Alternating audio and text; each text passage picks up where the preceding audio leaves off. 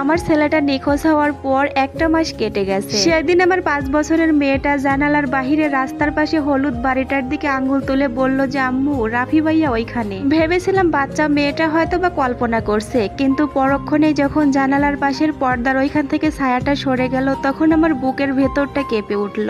রাফি যেই দিন নিখোঁজ হয়েছিল সেই দিনটা ছিল বৃহস্পতিবার। প্রাইমারি স্কুল থেকে ফেরার পথে সে নিখোঁজ হয়ে যায়। তখন তার বয়স ছিল মাত্র 8 বছর। সব দিনের মতো সেই দিনও সে তার নীল রঙের পছন্দের সাইকেলটা নিয়ে বাড়ি ফিরছিল। আমাদের এলাকাটা খুবই শান্ত, ঢাকার এক কোণে নিরিবিলি একটা এলাকা। একটা মোড়, একটা বড় গাড়ি, তারপরেই সবকিছু শেষ। কোনো চিৎকার চেঁচামেচির কোনো শব্দ শোনা যায়নি, কোনো দুর্ঘটনার শব্দ শোনা যায়নি, কোনো চিহ্নও মেলেনি। ফুটপথে পড়েছিল শুধু ওর নীল রঙের হেলমেটটা, আর তার কিছুটা দূরে খোলা একটা স্কুল ব্যাগ পড়েছিল। তার ভিতরে বই খাতাগুলো বৃষ্টির পানিতে ভিজছিল। পুলিশেরা সপ্তাহের পর সপ্তাহ আমাদের একটা কথাই শুনিয়ে গেল যে আমরা তদন্ত করছি, কিন্তু সত্য কথা বলতে তারা কোনো কিছুই করেছিল না। এরপরে আমরা নিজেরাই দেওয়ালে দেওয়ালে পোস্টার লাগালাম, রাস্তার অলিতে গলিতে থাকা সিসিটিভি ফুটেজ চেক করলাম, হাসপাতালে হাসপাতালে ঘোরাঘুরি করলাম, প্রত্যেকটা বাস টার্মিনাল এমনকি খালি জায়গাগুলো বাদ রাখিনি, প্রত্যেকটা জায়গায় তাকে খুঁজে দেখলাম। আমার স্বামী জাহিদ তো তার ছেলেকে হারানোর পর ঘুমানোই ভুলে গিয়েছিল,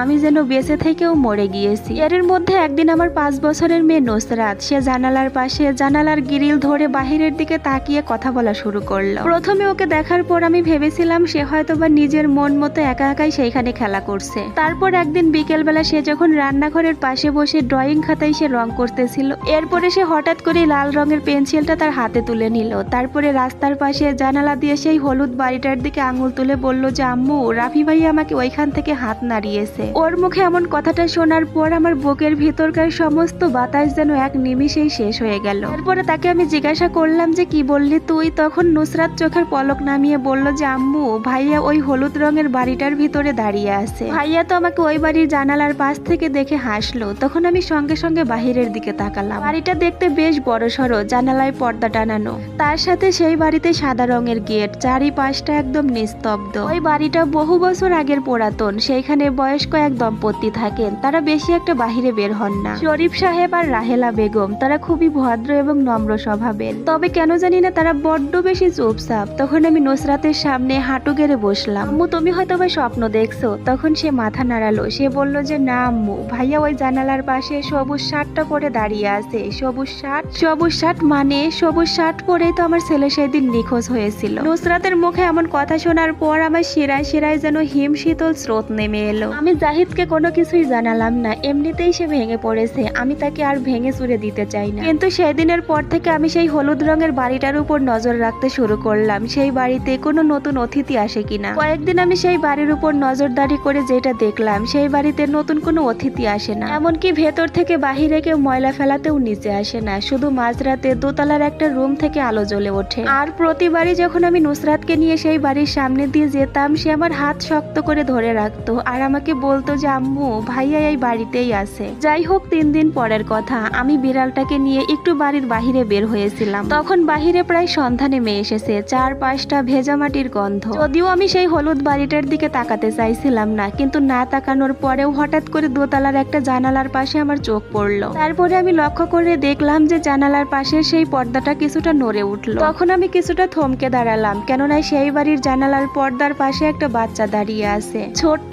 রোগা, কালো চুল, একই উচ্চতা, ঠিক আমার ছেলে রাফির মতোই মাথার এক পাশটা একটু কাত করে দাঁড়িয়ে আছে। সেই দৃশ্যটা দেখার পর আমার হৃৎপিণ্ড যেন ফেটে যাওয়ার মতো উপক্রম হলো। রাফি!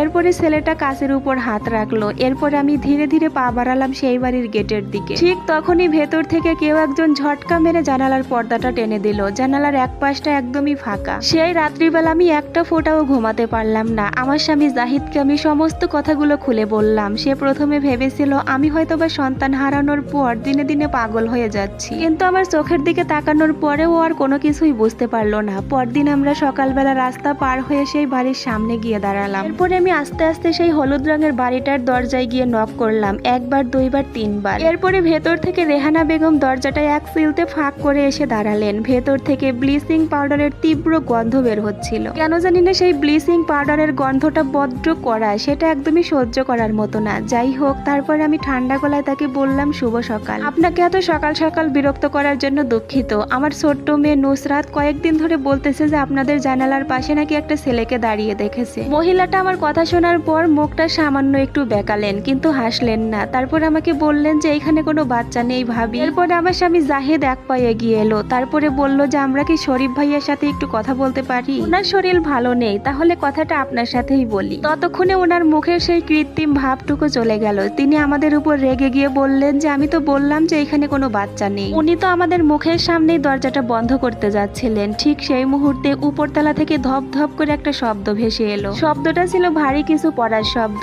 তারপরে আবারও কেউ একজন হয়তো বা হাত পা ছুটোছুটি করছে। ততক্ষণে রেহানা বেগমের মুখটা ফ্যাকাশে হয়ে গেল। তিনি দরজা লাগিয়ে দেওয়ার আগেই জাহিদ হাত দিয়ে দরজাটা ধরে ভেতরে ঢুকে পড়ল। কিসের শব্দ হলো এটা? তখন তিনি বলে উঠলো যে আমাদের বিড়াল। তখন জাহিদ চেঁচিয়ে বলল যে আপনাদের তো কোনো বিড়াল নেই। এরপরে তো সেই মহিলাটা আমাদের দুজনের দিকে এমন দৃষ্টিতে তাকালেন যা কোনো সাধারণ বয়স্ক মহিলার হতে পারে না। তার চোখ দুটো যেন একদম বরফের মতো ঠান্ডা। তিনি আমাদের চিৎকার করে বললেন যে আপনারা এক্ষুনি বাড়ি থেকে বের হন, না হলে কিন্তু আমি পুলিশ ডাকতে বাধ্য হব। এরপরে আমি তার কথার উত্তর দিলাম, আপনারা পুলিশ ডাকুন, আমিও পুলিশের সাথে কথা বলতে চাই। ঠিক তখনই উপরতলা থেকে একটা শব্দ ভেসে এলো, আম্মু। শব্দটা বেশি জোরে নয়, বেশি স্পষ্ট নয়, কিন্তু আমার বোঝার জন্য এতটুকুই যথেষ্ট ছিল। আমার পা দুটো যেন তখন ভেঙে আসছিল। জাহিদ তো পাথরের মতো সেইখানেই জমে গেল। আমরা যখন রাফিকে জড়িয়ে ধরে উপরের ঘর থেকে নেমে আসছিলাম তখন আমার পুরো শরীর কাঁপতেছিল। ও তখন আঙুল দিয়ে জাহিদকে খাটের নিচে লুকিয়ে রাখা একটা জুতার বাক্স দেখালো। সেখানে একটা জুতার বাক্স লুকানো ছিল।